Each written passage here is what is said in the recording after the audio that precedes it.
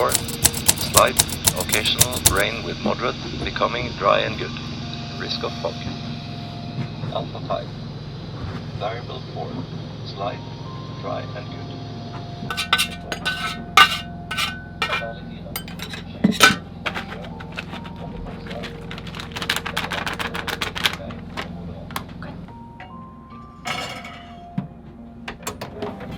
Bjørnøya Meteo, this is Polaris Helvetica. Good afternoon, sir. Is this a good channel to talk on? Over. Yes, this is our main working channel on Bjørnøya Meteo, so go ahead. Perfect. We are currently anchored in the anchorage of Teltvika. We arrived this morning and we wonder if it's possible to walk across the island from here to visit the station. Over. Have you been in contact with the governor of Svalbard before anchoring? We have received the permission of the government of Svalbard for a whole Svalbard tour, including Bjørnøya, so I assume this is enough. We are 3 persons on board. Okay, then yeah, the conditions is good, and it is walking distance, about 2 hours walk from Teltvika over to the Meteo station. Another question: is there a requirement to carry a rifle here on the island? We always carry weapons when we are out in the field, but as far as we know, there is no polar bears spotted on the island as per. Last question: anchoring in the bay is probably not good right now because of the swell. Is there? You think the swell will come down in the next 1 or 2 days, or will that continue? Over. The conditions will be approximately the same, but when the tide is shifting, the Cap du Nord area is the worst place to be anchoring. The swell will be worst on the west edge and the east edge and the south edge of the island. In the tide shift, the currents is very strong on the Cap du Nord, the west cape of Bear Island, so be aware. Okay, we will be aware. Thank you very much for that advanced warning. We will make our plans and we will contact you if we really come, so you'll be alerted maybe today or tomorrow. Over. That's noted. Thank you. Perfect. That's Sailing Polaris standing by on 16 and 12. Bjørnøya Meteo standby on 12 and 16. When we approached this barren island called Bjørnøya, or Bear Island, this morning, we had noticed the vertical cliffs rising from the sea, which make landing difficult for a seafarer. Setting foot on this remote island, which ordinary mortals can only do from their own vessel, a strange feeling crept upon us, knowing that there are only 9 other humans somewhere out there. We wonder about the origin of these scattered pieces of timber. As there are no trees, clearly these must have been carried here. By humans or by the sea? Who would know? About a dozen of these emergency cabins are scattered across the island. They mainly served as refuges for the researchers and staff of the Meteo station in case of emergencies. As such, they get checked and stocked regularly by the staff of the Meteo station. Rite. Some sleeping bags. Some food. Dry food. Everything you need. A stove. That means you should wear the clothes. Yes. Oh. But also very tidy. Here, nature rules. The interior of the island forms a flat, windswept plateau. No trees, only rock, a few pioneer plants, shallow lakes and permafrost. How does it feel to walk around with a gun? Like in the olden days. Oh, come on, you don't know the olden days. No, a bit special. It's special. A bit special. Even in the olden days, I never really happened to walk around with a loaded gun, so or very seldom. No, it doesn't feel powerful, knowing that you are not the apex of the food pyramid anymore. So knowing that you're entering the terrain of the largest carnivore mammal in the world, which is the polar bear. So no, not really. But we not really expect one here. No, here not. Yeah. But the guys at the station could not rule it out, so they did not guarantee that there's no bears. And their safety rule is whenever we're outside, we carry a gun. So we do the same. Yes. It's very soft. You can see the feet step. It's like walking on a cushion.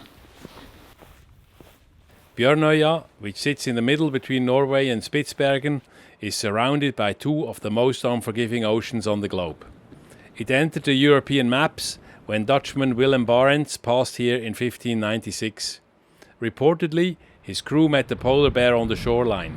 The name stuck. For centuries, hunters worked the waters around Bjørnøya for walrus and whales, and later the island became a fixed point for sealing, fishing and early Arctic voyages.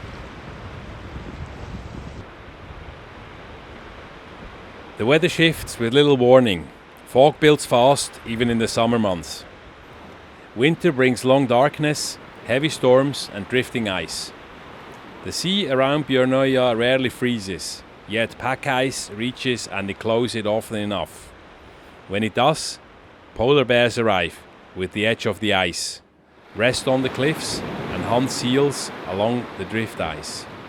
As the season turns and the ice retreats north, the bears leave with it, though a stray individual could get marooned on the island. We just lifted the anchor here in the anchorage of Teltvika, where we spent a lovely night. It was slightly rolly, but less than expected, so it was actually quite a calm night. We are now on our way to the next anchorage called Nordhamna. That's on the north side of Bjørnøya, very close to the weather station. There's two anchorages actually, but I think Nordhamna is the better one, so we're going to try that one and see whether we can go and land and pay them a visit. Okay, I'm on hand steer now. We're at 9 meters, 9.5 meters, and that's the 5 meter line. It's going to be at 3 or maybe 3.5, and I don't trust these charts so much. So yeah. I just make another round, and I'm in the wind now, so.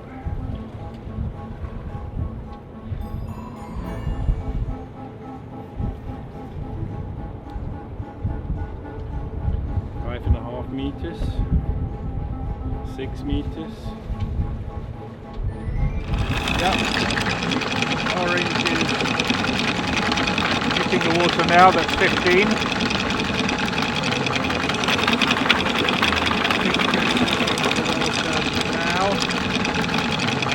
Now that's 20.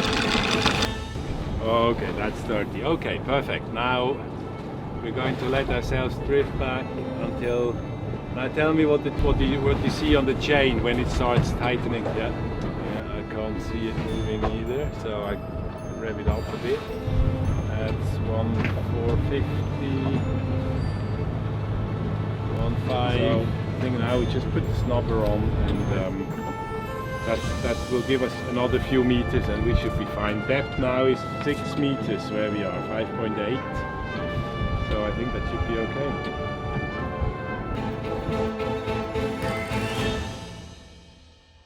What's the cake for? Well, the cake is a bribe. We have contacted the guys from the Meteo station, and they say they're on minimum staff because most of them are cleaning up the beaches of this island. So they are very little people. They will do what they can to get us there, maybe to give us a tour, maybe to let us swim and maybe to let us use the sauna. We don't know yet, but in any case we thought it would be nice, and Catherine made one of her famous cakes. We are talking about the prospect of going for a skinny dip. Conditioned to join Bjørnøya Nakenbadeforening, the Bjørnøya Nude Bathing Club. A very daunting perspective for a Brit. They were the two people that I discussed it with. That I should have believed you. I should never have doubted you. And this is the price I pay. I just said to Anton... It is too high a price. I just said to Anton, he can always chicken out. But then we would call him a wimp. Yes, exactly. And it's better to be a dead wimp than a live wimp. And a live wimp is better than a dead wimp. Yes. So I'm very excited to give it a try. We'll keep you updated. So this station is manned by 9 people. 6 people that are responsible to do the Meteo observations and send hourly reports for the big computer models. Then they have 2 chefs and 1 engineer who is looking after the generator and the water supply. It says a warm stone, sun, wet stone, rain, white stone, snow, and no stone, fog. So this is one of the helipads here, I think. There's another one down there. And we were told that this is a refueling point if they have to fly search and rescue missions from the mainland. Then they come here to refill, and then they can fly further because it's so far out. Otherwise, they couldn't send any choppers. Well, here's one of the a magnetometer, one of the pieces of equipment for the from the weather station. But interestingly, the roof looks like it has had to be secured to the concrete base, which just gives you an idea of how strong the winds can get up here.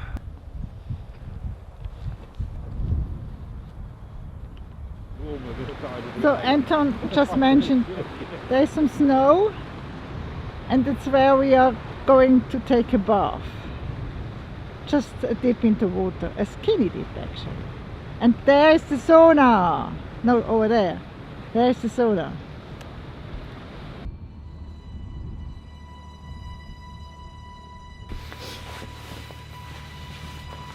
There's no going back.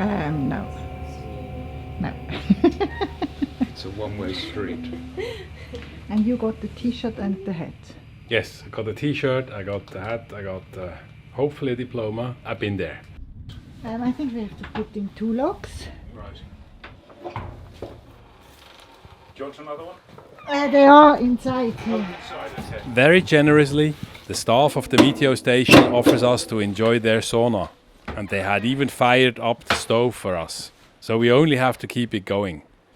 Oh, it's already 52 degrees.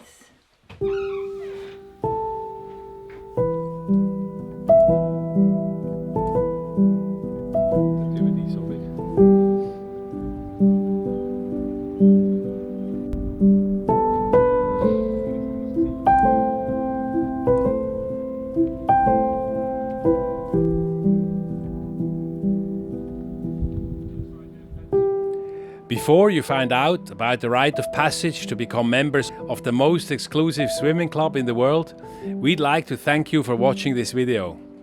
Producing each one of these takes a lot of time. If you enjoy watching them, and if you want to support us in producing new episodes, then please give us a like, subscribe to our channel, it's free, leave a comment below and share with your friends.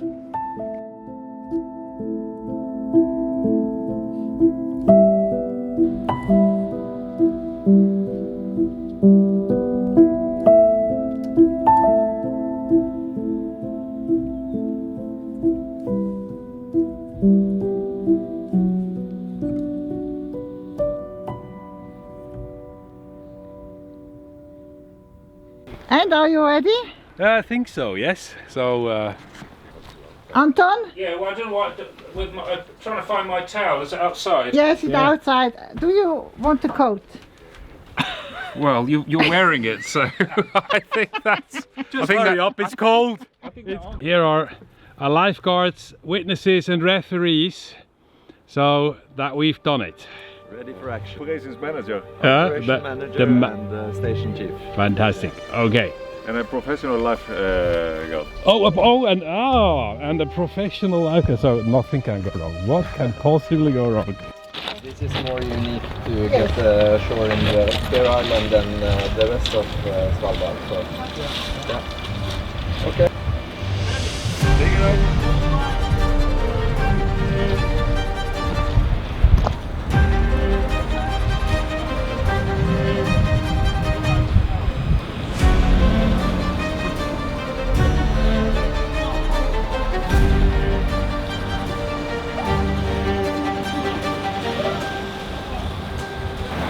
I think you have to count Anton down. 1, 2, 3.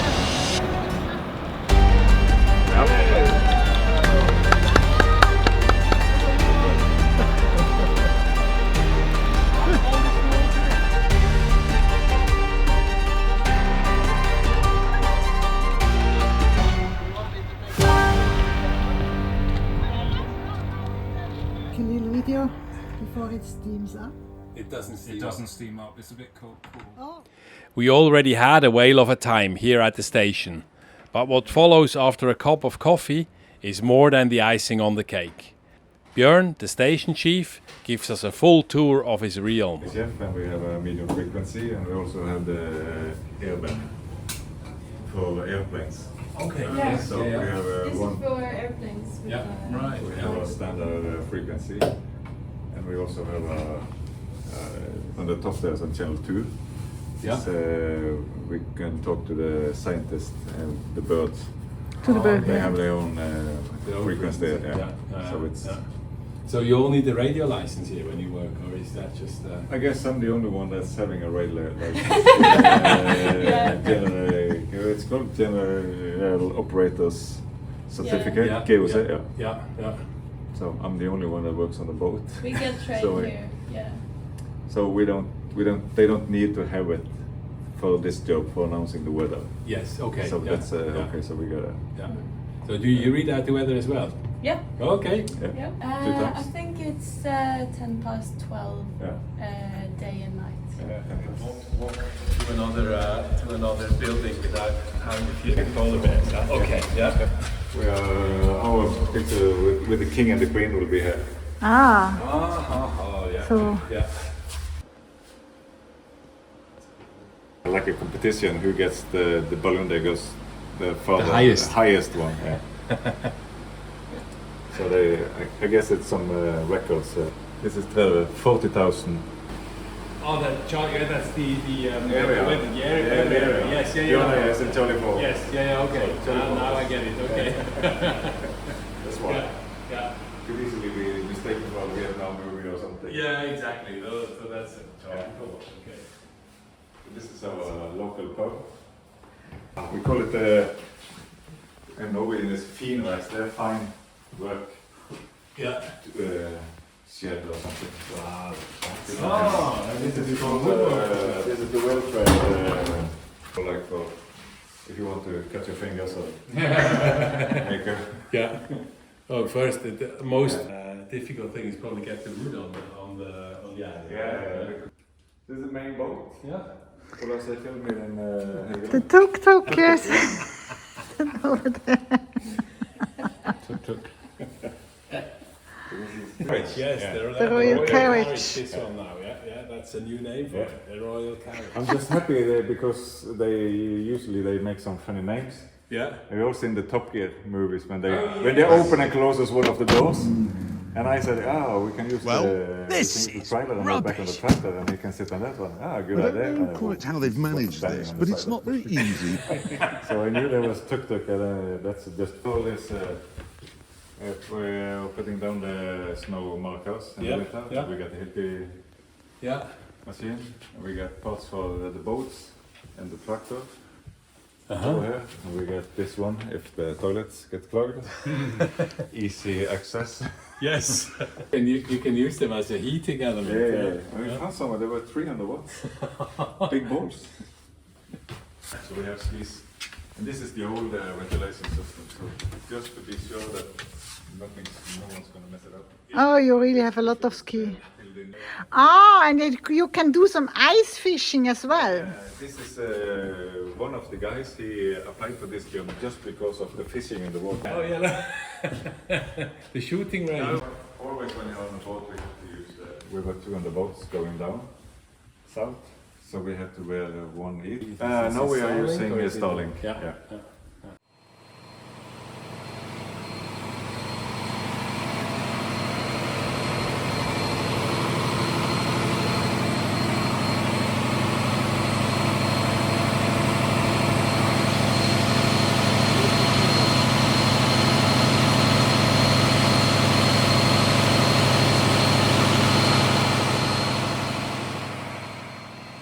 As these Scania generators come from Sweden, they were all given female Swedish names. And what would be more appropriate than the names of some unruly Swedish childhood heroes like Pippi Longstocking, Ronja the robber's daughter, and Emil of Lönneberga's little sister Ida. Oh, she's so cute. Oh. Yes, so this is the fire pumps. That's the fire pumps. Ah, okay. That's this. So if we get fire and we open one red crane, we get the fire water. The soda boxes with some of them have it's like recycling. We give them to the Coast Guard. Yeah. They can polar bear will come. The gas will be there immediately. Okay, so we can have the food lying around. And for burning the stuff, you have an incinerator, or is it just an open solution? An open solution.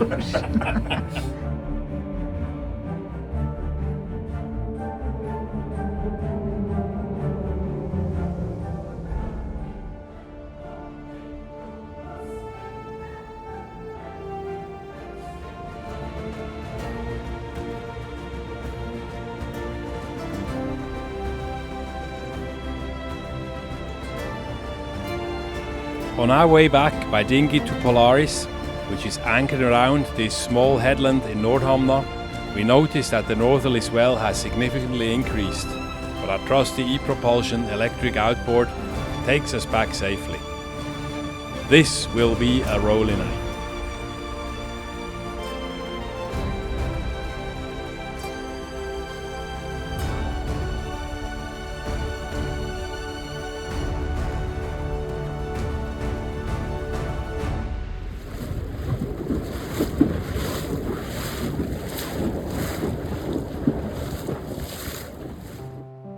As we walk across Bjørnøya, we quickly feel alone and isolated.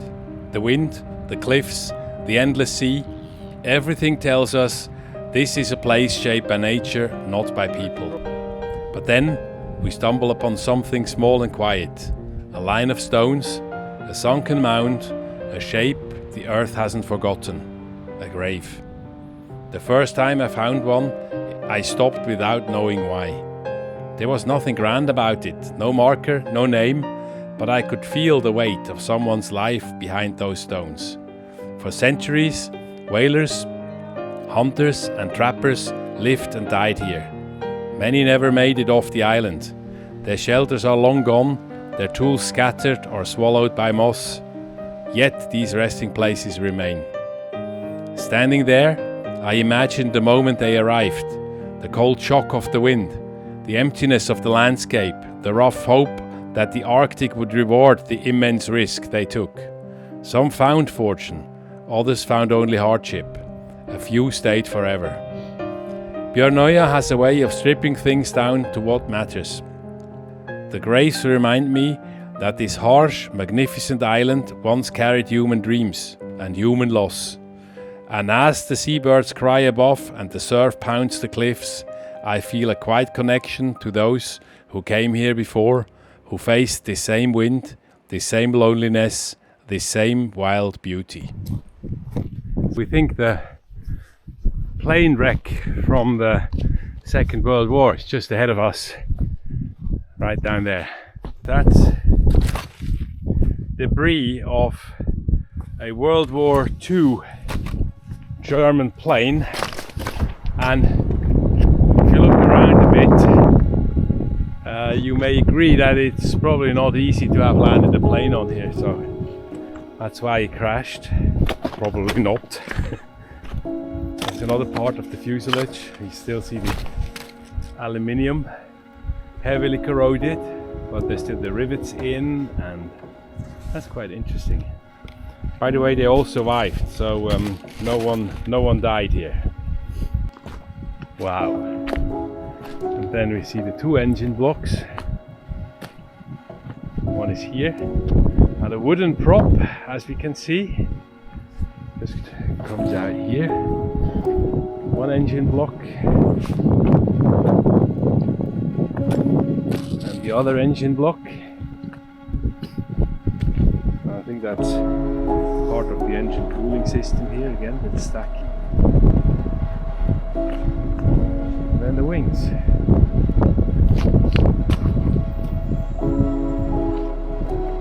Amazing how this is still intact after 80 or so years in this harsh environment.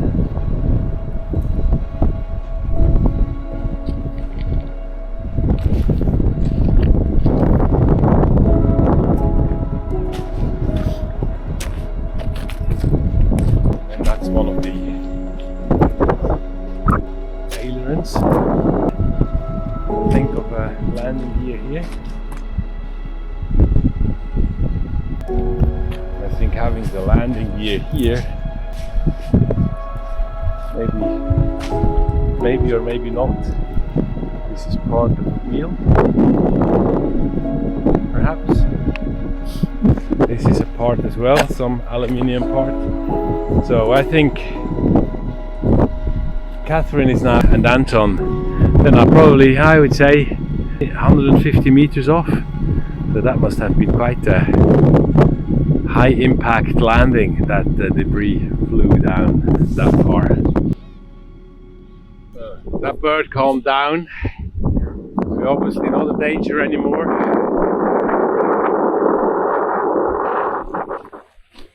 So that's where it's gonna happen. That's where the weather balloon is gonna be started. They start the weather balloon here twice a day in summer, 4 times a day in winter. They go up as high as 40 kilometers, 40 kilometers, and transmit all meteorological data like pressure and humidity and temperature and you name it, I don't know what else. That is then captured down here and sent to the big meteorological centers, and in the end that's gonna flow into our grip files that we receive and do our weather routing with. So that's quite interesting to actually see where it comes from. Our visit to Bjørnøya turned out to be a wonderful mix of nature, history, adventure and fantastic hospitality we reaped from the super lovely staff on the Meteo station. Thank you Niels Rune, Bjørn Vidar, Marie, Camilla Elisabeth, Eivind, Ina, Niklas, Håkon and Sondre. You guys went beyond yourselves and your day-to-day tasks and made our visit here on Bjørnøya an unforgettable experience. It's about 6:30 in the evening on the Sunday at the Meteo station. They also mentioned there that there's a 50% chance to have some fog. The temperature is quite cold, it's 3 degrees and we have about 90 or more % of relative humidity, so the dew point temperature is very close, I think, and that means there is absolutely, it also feels quite damp, and there is absolutely the risk that there might be some more fog. We're still in Nordvika, in the anchorage. The wind has now turned. We're still debating whether we should move back to the other anchorage in Teltvika, where we were before coming here.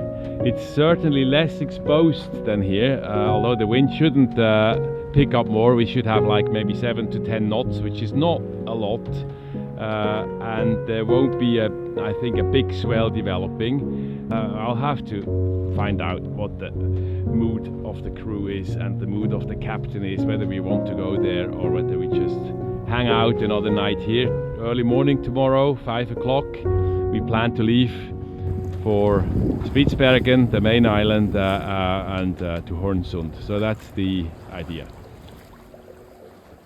Join us next time when we cross from Bjørnøya to Spitsbergen and encounter our first ice, more than what we had wished for.